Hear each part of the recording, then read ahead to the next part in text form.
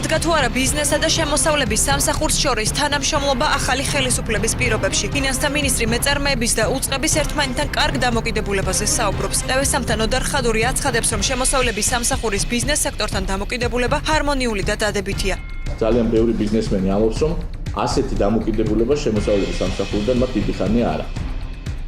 თუ არის რაღაცა, მე არ გამოვრიცხავ, რომ შესაძლებელია რაღაცა უზუსტობები იყოს, მაგრამ ჩვენ მზად ვართ, რომ განვიხილოთ ნებისმიერი საჩივარი, მათ შორის დავების საბჭოზე, რომელიც აი ამ ოთახში იმართება ხოლმე და რომელსაც მე ვხემძღვანელობ, საკმაოდ ხშირად ვიხილავ თემებს, თუმცა მინდა გითხრათ, რომ დამოკიდებულება არის ძალიან ჰარმონიული და ბიზნესსა და შემოსავლების სამსახურს შორის რაიმე სისტემურ პრობლემებს ადგილი არ აქვს. ბიზნესის და შემოსავლების სამსახურის ურთიერთობას პოზიტიურად აფასებენ ექსპერტებიც. ეკონომიკის ექსპერტი ირაკლი ლექვინაძე აცხადებს, რომ წინა წლებთან შედარებით შემოსავლების სამსახურმა ბიზნესისადმი მიდგომა რადიკალურად შეცვალა და მაკონტროლებელი და დამჭრელი სტრუქტურიდან სერვისების მიმწოდებელ ორგანოდ იქცა.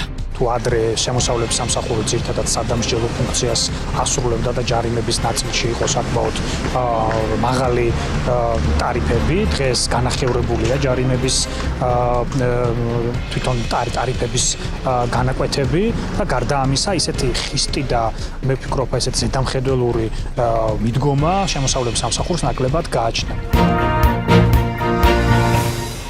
რას ითვალისწინებს საგადასახადო კოდექსში შემოწირულობებთან დაკავშირებით შესული ცვლილებები და რა სტიმულს მისცემს ბიზნეს სექტორს ამ კუთხით არსებული ხარვეზების გამოსწორება. კოდექსის მერვე მოხსში შესული ცვლილებების თანახმად შემოწირულობის ტერმინის ზუსტი დეფინიცია მოხდა. საკანონმდებლო წინადადების ინიციატორ ორგანიზაციაში სამოქალაქო საზოგადოების ინსტიტუტში განმარტავენ, რომ ცვლილებები მიზნად ისახავს არასამეწარმეო იურიდიული პირებისა და საქველმოქმედო ორგანიზაციების მარეგულირებელ კანონმდებლობაში არსებული ხარვეზების გამოსწორებას.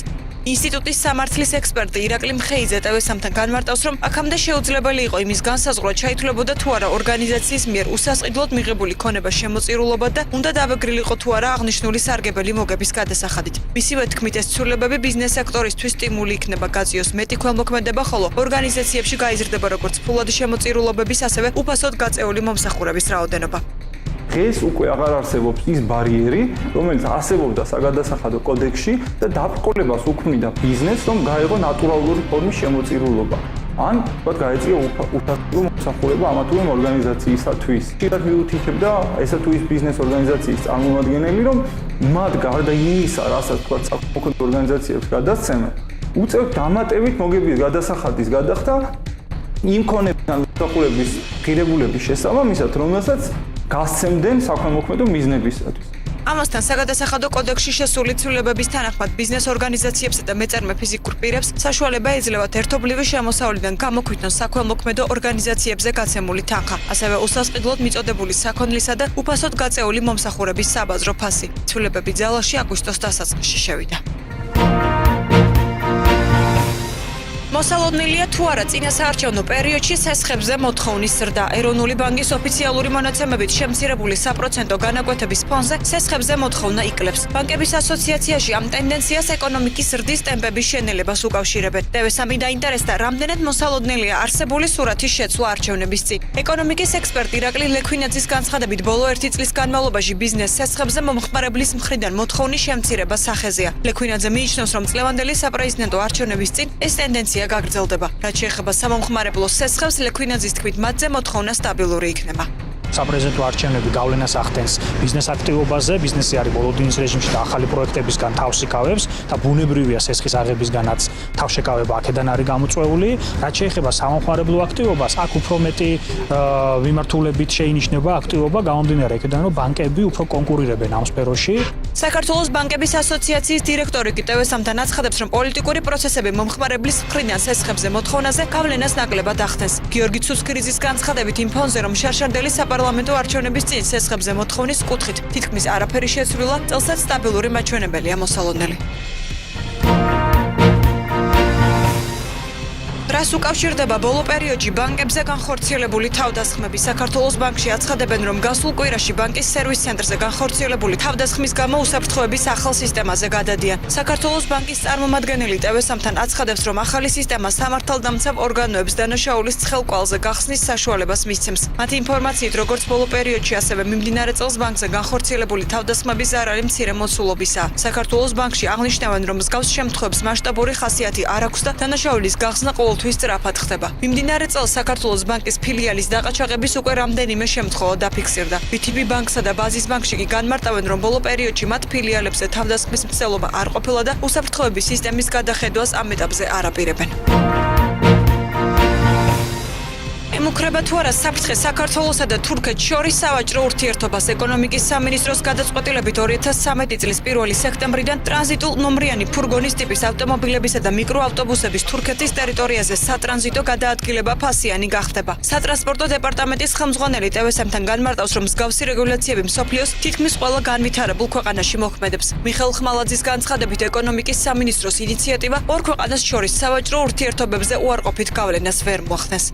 ყველა ქვეყანა იხდიდა, ეს არის დატვირთულზე 1200 евро და ცარიელზე 600 евро. საქართველოს ხდებოდა გამონაკლისის გაკეთება ჩვენი მანქანებისთვის, მხოლოდ საქართველოს მომავალი მანქანებისთვის იქნება 150 евро ცარიელზე, ხოლო დატვირთულზე 300 евро. არ ეხება არც სუბუქ მანქანებს, ეს არ ეხება არანაირად საქართველოში რეგისტრირებულ მანქანებს, ანუ ანალოგიური ტიპის ქართულ ნომრიანი მანქანა, რომელიც ყავს თურქეთის ტერიტორიას, ის არანაირ გადასახადს არ ეხება. ეკონომიკის სამინისტროს ინიციატივას გაურკვევლად უწოდებენ ტრანზიტულ ნომრიანი ფურგონის მძღოლები. მათი თქმით, ეს რეგულაცია დახვეწას საჭიროებს. საქართველოს ეკონომიკისა და მდგრადი განვითარების სამინისტროში კი აცხადებენ, რომ თურქეთის მხარესთან მოლაპარაკებების შედეგად მიღწეულ იქნა შეთანხმება აღნიშნული გადასახადის დროებით შეჩერებისა და მისი გადახედვის შესახებ. TV3 გადაგწობს თემაზე მუშაობას. ავტობანზე განთავსებული ვისოლისა და სოკარის მინი ქალაქები და ახალი სერვისი მგზავრებისთვის. გორის შემდეგ მსგავსი სახის მომსახურების ცენტრების გახსნა თერჯოლასა და სამტრედიაში იგეგმება. TV3-თან საავტომობილო გზების დეპარტამენტში აცხადებენ, რომ მსგავსი პროექტები სახელმწიფოსა და კერძო სექტორის ურთიერთობის კარგი მაგალითია. უწყებაში აცხადებენ, რომ ავტობანზე მინი ქალაქების განთავსებაზე ექსკლუზიური უფლება არ არსებობს და მომსახურების ცენტრების გახსნა ნებისმიერ კომპანიას შეუძლია. აქ არ არის არანაირი ექსკლუზივი, უბრალოდ ჩვენ გვაქვს ასეთი, იმიტომ რომ როდესაც ამხელა ინვესტირება ხდება, მის გვერდზე არ უნდა აშენდეს თქვათ მსგავსი ტიპის რაღაცა ნაგებობა, თუნდაც ის მესაკუთრის მფლობელობაში მიწაზე არსებობს. საავტომობილო გზების დეპარტამენტის ინფორმაციით ამ ეტაპისთვის არც ერთ ორგანიზაციას არ გამოუთქვამს მინი ქალაქების გახსნის სურვილი. უწყების წარმომადგენლის განმარტებით, ყველა დაინტერესებული კომპანია დეპარტამენტის მიერ გამოცხადებულ ტენდერში მიიღებს მონაწილეობას. შეგახსენებთ, წინა ხელისუფლების დროს ვისოლსა და სოკარს ავტობანზე მომსახურების ცენტრების გახსნის ექსკლუზიური უფლება ჰქონდათ მინიჭებული. რამდენმა ადამიანმა ისარგებლა დღემდე საყოველთაო ჯანდაცვის პროგრამით და ფიქსირდება თუ არა ხარვეზები მეორე ეტაპის ფარგლებში მოქალაქეების მომსახურებისას. ჯანდაცვის სამინისტროს ინფორმაციით 1 ივლისიდან 19 აგვისტოს ჩათვლით 37500-ზე მეტი შემთხვევა დაფიქსირდა. მათ შორის 26000-ზე მეტი ამბულატორიული და 10000-ზე მეტი სტაციონარული. საყოველთაო ჯანდაცვის პროგრამების მართვის დეპარტამენტის უფროსი რუსუდან გოგოლაშვილი TV3-თან აცხადებს, რომ ამ ეტაპზე მცირე ხარვეზებია დაფიქსირებული. მისი თქმით, რამდენიმე მოქალაქემ საყოველთაო ჯანდაცვის პროგრამის მომსახურების მიღების მიზნით კერძო სადაზღვევო კომპანიებთან კონტრაქტი შეწყვიტა და ისინი ტექნიკური მიზეზების გამო დროულად ვერ ჩაერთნენ პროგრამაში. მისი განმარტებით, ის მოქალაქეები, რომლებსაც 1 ივლისის მდგომარეობით რაიმე სხვა სახის დაზღვევა ჰქონდათ, მხოლოდ მინიმალური პაკეტით სარგებლობენ. ემუქრება თუ არა საფრთხე ბარამბოს მომხმარებელთა ჯანმრთელობას. TV3 ამ თემით მას შემდეგ დაინტერესდა, რაც სურსათის ეროვნული სააგენტოს წარმომადგენლებმა გეგმიური ინსპექტირებისას კომპანია ბარამბოს საწყობში სხვადასხვა სახის არომატიზატორები აღმოაჩინეს. როგორც სააგენტოში განმარტავენ, მსგავსი არომატიზატორები დამზადებული პროდუქცია ვადაგასული აღმოჩნდა. პროდუქციას ვარგისიანობის ვადა 2011 წელს ამოეწურა. სურსათის უნებლობის დეპარტამენტის უფროსი TV3-თან განმარტავს, რომ კანონმდებლობის შესაბამისად მსგავსი არომატიზატორები დამზადებული პროდუქცია განადგურებას ექვემდებარება. კახასოხაძე ასევე აცხადებს, რომ მიმდინარეობს დამატებითი შესწავლა იმის დასადგენად მოხდა თუ არა რეალიზაციაში მსგავსი არომატიზატორებით წარმოებული პროდუქცია. კახასოხაძის თქმით, დამატებითი კვლევების ჩატარების შემდეგ გახდება ცნობილი, ემუქრება თუ არა საფრთხე ბარამბოს მომხმარებელთა ჯანმრთელობას. ჩვენმა ინსპექტორებმა ინსპექტირების პროცესში აღმოაჩინეს ვადაგასული საკვებდანამატები, რომლებიც საწარმოო პროცესის დროს ემატება სურსათს, კერძოდ ბარამბოს მიერ გამოშვებულ საკონდიტრო ნაწარმს და ნაყინს. ჩვენ დამატებითი დოკუმენტაცია გამოვითხოვეთ ბარამბოდან და ამჟამად დავადგენთ იმას, თუ რა სახის საკვებდანამატებია ესენი, შეიძლება თუ არა მათი გამოყენება წარმოების პროცესში და რა, ასე ვთქვათ, რეცეპტურის მიხედვით რა რაოდენობის გამოიყენება ამა თუ იმ სურსათში.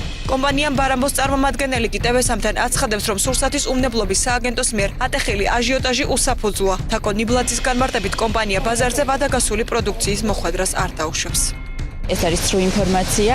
ნებისმიერი პროდუქტის წარმოებისას ნებისმიერი საწარმო ვადაგასულ ნედლეულს ინახავს საწყობში, იმიტომ რომ როდესაც ხდება ამ საკვები დანამატების განადგურება, ამისთვის საჭიროა აუცილებლად რაღაც პროცედურები. იყო ცრუგანგაში, იქიდან გამომდინარე, რომ ჩვენთან საწყობში ერთ გაზრს ვერავინ ვერ გააუქმებდა. რატომ ვერ აფიქსირებს კულტურის სამინისტრო კულტურული მემკვიდრეობის საკითხებზე თავის აზრს? კულტურის სამინისტრო ყოფილი იმელის შენობის ადგილას მილენიუმის ბრენდის მრავალფუნქციური 36 სართულიანი სასტუმროს მშენებლობას აპროტესტებს. მინისტრის პირველი მოადგილე მარინა მიზანდარი TV3-თან აცხადებს, რომ სამინისტროს მშენებლობის შეჩერების ოფიციალური ვერკეტი არ გააჩნია, რადგან ჩამორთმეული აქვს თბილისის ტერიტორიაზე მდებარე კულტურული მემკვიდრეობის საკითხებზე საკუთარი აზრის გამოხატვის საშუალება. მარინა მიზანდარი აღნიშნავს, რომ სამინისტრო პროექტის მხატვრულ არქიტექტურულ მხარეს ვერ ამოწმებს, სწორედ ამიტომ მათ მილენიუმის ბრენდის სასტუმროს მშენებლობაზე აზრის ოფიციალურად გამოხატვა და დასკვნის დადება არ შეუძლიათ. კანონმდებლო ცვლილებას, რომელიც პარლამენტის ყველა სხდომაზე გავიდა, დამტკიცდა და ბოლოს პრეზიდენტმა დაადო ვეტო. რაც რა თქმა უნდა ჩვენ გვბოჭავს თბილისის კულტურული მემკვიდრეობის საკითხებთან დაკავშირებით. რაც შეეხება იმელის უკან მშენებარე მილენიუმის 35 სართულიან შენობას, ესე ძალიან მძიმე თემაა, რა თქმა უნდა. ჩვენ დავაფიქსირეთ ჩვენ პოზიცია სხვა უწყებებთან მიმართებითაც და ინვესტორებთან ჰქონდა შეხვედრა, მაგრამ ეს არაფორმალური შეხვედრები იყო და ნახოთ აბა რა შედეგს გამოიღებს. ოფიციალური ვერკეტი არ გაგვაჩნია სამწუხაროდ სამინისტროს. სასტუმროს მშენებლობის პროცესს არასამთავრობო ორგანიზაცია თბილისის ჰამქარი 6 წელია აგვერდება. კომპანიის თავმჯდომარე თამარ ამაშუკელი TV3-თან აცხადებს, რომ მათ მთავარ მიღწევად იმელის შენობის დანგრევისგან გადარჩენა ითვლება. თამარ ამაშუკელი მსგავსი პროექტების დამტკიცებას მერიის მხრიდან უპასუხისმგებლოს უწოდებს.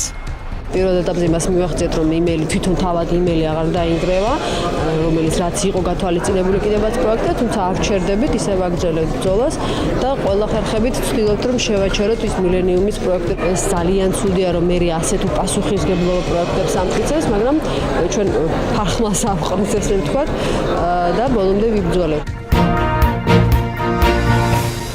საქართველოს რკინიგზაში ზაფხულის სეზონზე მგზავრების რაოდენობა იზრდება. რკინიგზის წარმომადგენლის დაჩი ცაგურიას თქმით, ზაფხულის პერიოდში მგზავრთა რაოდენობა ფოთისა და ბათუმის მიმართულებით 12,000-მდე გაიზარდა. მიზეზად რკინიგზის წარმომადგენელი კომფორტული მატარებლების დამატებას ასახელებს. დაჩი ცაგურია TV3-თან აცხადებს, რომ საქართველოს რკინიგზაში დღის 3 ახალი მატარებელია დამატებული, რომლებიც უკაბელო ინტერნეტითა და უახლესი შიდა მოწყობილობითაა უზრუნველყოფილი. მგზავრთა რაოდენობის ზრდის კიდევ ერთ მიზეზად რკინიგზის საზოგადოებასთან ურთიერთობების უფროსი ტურისტების ზრდად აქტივობასაც მოიხსენიებს. ჩვენ ვცდილობთ, რომ მაქსიმალური კომფორტი შევუქმნათ მგზავრებს. მოგიხსენებათ, რომ საქართველოს რკინიგზა მიიღო გადაწყვეტილება და ბილეთების დეფიციტი რომ არ ყოფილიყო, ამისთვის იქნა დამატებით სამგზავრო შემადგენლობები მიმოსვლაზე გაშვებული. საქართველოს რკინიგზა თითქმის საგანგებო რეჟიმზე არის გადასული. ტურისტები საქართველოში ინფორმაციას სრულიად უფასოდ მიიღებენ. დედაქალაქში ჩამოსულ სტუმარს მობილური გიდები მოემსახურებიან. TV3 დაინტერესდა ტურიზმის ადმინისტრაციის ახალი სერვისით, რომლის საშუალებითაც მობილური გიდები ტურისტებს კვირაში 3 დღე თავისუფლების მოედანზე, რუსთაველზე, შარძენზე და აბანოთუმანში მოემსახურებიან. ჩვენ არ გვიწევს გიდებთან ერთად ლოკაციებზე სიარული. ჩვენ ვაწვით უბრალოდ პირველად ინფორმაციას, ვართ ასე ვთქვათ სტუმრები მათი მესალმებით და ვუწევთ საქართველოს სხვადასხვა რეგიონის პოპულარიზაციას. ბელარუსი ტურისტი TV3-თან დადებითად აფასებს მობილური გიდების მომსახურებას. მისი თქმით, ტურისტებისთვის, რომლებიც მის მსგავსად ინდივიდუალურად მოგზაურობენ, ეს მომსახურება მნიშვნელოვანია სასარგებლო ინფორმაციის მისაღებად. საქართველოში მე და ჩემი ოჯახი პირველად ვართ. გიდების ახალი პროგრამა დამოუკიდებლად მოსიარულე ჩვენნაირი ტურისტებისთვის ნამდვილად კარგი შემოთავაზებაა. საქართველოს შესანიშნავი ქვეყანა ორი კვირი ჩამოვედი და როგორც გვირჩიეს ბათუმში და ბორჯომში აუცილებლად წავალთ. ტურიზმის ადმინისტრაციის ინფორმაციით აგვისტოს პერიოდი ითვლება ყველაზე დატვირთულ სეზონად ტურისტული თვალსაზრისით და ჩამოსული სტუმრები მობილური გიდების დახმარებით სწრაფად მიიღებენ საჭირო ინფორმაციას. პროექტი ორთვიანია და ოქტომბრამდე გასტანს. პირველი მრავალფუნქციური აკვაპარკი საქართველოში. ახლად გახსნილი ჯინო პარკი პირველივე დღეს უკვე 700-ზე მეტმა დამსვენებელმა მოინახულა. ჯინო პარკის მარკეტინგის მენეჯერი ვახტანგ დიასამიძე ტევესამთან აცხადებს, რომ წლის განმავლობაში დასასვენებელი ცენტრი 800,000 ადამიანს მოემსახურება. მისი თქმით, პარკში გახსნილია ღია აუზები, ჩქაროსნული მდინარე, 10 კვების ობიექტი, ტალღოვანი აუზი, ფრენბურთისა და ფეხბურთის ქვიშის მოედნები. ჯინო პარკში აღმოსავლეთ ევროპაში ყველაზე მაღალი 31 მეტრიანი ტოპოგანია განთავსებული, რომელსაც 6 სხვადასხვა სასრიალო ბილიკი აქვს. შემოდგომიდან კი პარკს დახურული აუზები და სპა ცენტრი დაემატება. აკვაპარკში პირველად ესეც კავკასიაში იქნება ველნესსა და სპა ცენტრი, რომელიც იქნება უნიკალური მომსახურებით წარმოჩენილი ჩვენი მომხმარებლის წინაშე. ის ტემპი, რომელიც დღეიდან აღებული გაქვს, ნამდვილად გვაძლევს იმ ოპტიმიზმის საფუძველს, რომ ეს რიცხვი როგორც მინიმუმ გაიზრდება, რასაც ვფიქრობთ, რომ არის 800,000 ადამიანი. ჯინო პარკის სტანდარტული პაკეტი, რომლის ფასშიც ყველა ღია აუზი და ჩამოსასრიალებელი შედის 35 ლარი ღირს. შესვლა 2 წლამდე ბავშვებისთვის უფასოა. 11 წლამდე ბავშვებზე კი 30%-იანი ფასდაკლება მოქმედებს. 30%-იანი ფასდაკლება ვრცელდება 60 წელს გადაცილებულ დამსვენებლებზეც. ამერიკელი მილიარდერის დონალდ ტრამპის წინააღმდეგ თაღლითობის ბრალდებით სასამართლოში სარჩელი შევიდა. უცხოური მედიის ცნობით, მიზეზი ტრამპის უნივერსიტეტის არასწორი მუშაობა. გამოძიების ვერსიით, ტრამპის დაწესებულების რეკლამა რეალობისგან შორს არის. ამასთან სტუდენტები არ გადიან სტაჟირებას ნორმალურ კომპანიებში, რომელიც აგრეთვე პროგრამით არის გათვალისწინებული. საქმის პროკურორის უკმაყოფილება იმ ფაქტმაც გამოიწვია, რომ მილიარდერი თავისი უნივერსიტეტის სტუდენტებს არ ხვდება. პროკურორის აზრით, ტრამპი სარგებლობს საკუთარი ტელევარსკვლავის იმიჯით და შედეგად შეცდომაში შეყავს 5,000-ზე მეტი ადამიანი. სწორედ ამდენი სტუდენტი ჩაირიცხა მის უნივერსიტეტში ტელევიზიით გასული სარეკლამო რგოლის შემდეგ. ტრამპს ბრალი ედება მომხმარებელთა წინააღმდეგ უფლებების დაცვის ფედერალური კანონის დარღვევაში და მას 40 მილიონი დოლარის გახარჯვას ედავებიან. ბრიტანული ბანკები კლიენტებს კომპენსაციას გადაუხდიან. გადაწყვეტილება ქვეყნის მარეგულირებელმა კომისიამ მიიღო. როგორც ცნობილი გახდა, ბრიტანეთის 13 ბანკი საკრედიტო ბარათის აღების დროს კლიენტების შეცდომაში შეყვანასა და დაძალებით დაზღვევაში დაადანაშაულეს. საკომპენსაციო თანხა დაახლოებით 2 მილიარდი ამერიკული დოლარია. მარეგულირებმა გადაწყვეტილების მიღების საფუძვლად საბანკო პირობების შესახებ კლიენტებისთვის ცრუ და საეჭვო ინფორმაციის მიწოდებაც დაასახელა. ბანკებმა კომპენსაციების გაცემაზე თანხმობა განაცხადა. Facebook-მა და ინტერნეტ სივრცეში მომუშავე კიდევ 6-მა კომპანიამ, მათ შორის Samsung-მა, ძალები გააერთიანეს პროექტ Internet.org-ში, რომლის მიზანიცაა პლანეტის აბსოლუტურად ყველა მცხოვრები გლობალურ ქსელში იქნას ჩართული. ისინი პირობასდებენ, რომ გუნდურად იმუშავებენ და ითანამშრომლებენ ხელისუფლებასთან. Facebook-ის მონაცემებით ამჟამად ინტერნეტზე წვდომა მხოლოდ 2.7 მილიარდ ადამიანს აქვს. ყოველწლიურად მაჩვენებელი 9%-ით იზრდება, თუმცა მარკ ცუკერბერგს ეჩვენება, რომ პროცესი ძალიან ნელა მიმდინარეობს. Facebook-ისთვის ინტერნეტის მომხმარებლების ზრდა მისი მომხმარებლების რაოდენობის მატებას ნიშნავს.